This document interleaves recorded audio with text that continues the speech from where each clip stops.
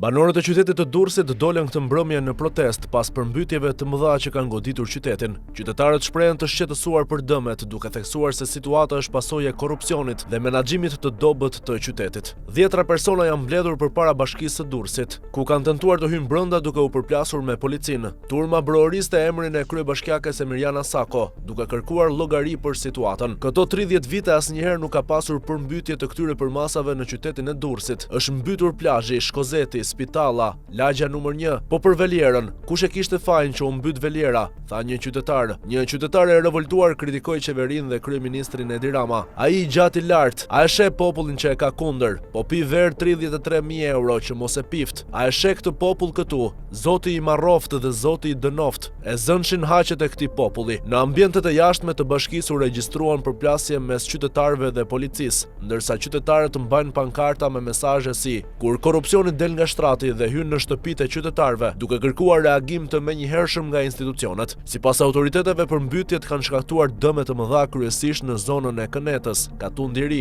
dhe Sukth, si pasojë e daljes së lumit Erzeni nga shtrati, duke përmbytur 10 hektar tokë dhe shtëpi. Po ashtu në qytet është regjistruar edhe viktima e parë nga përmbytjet.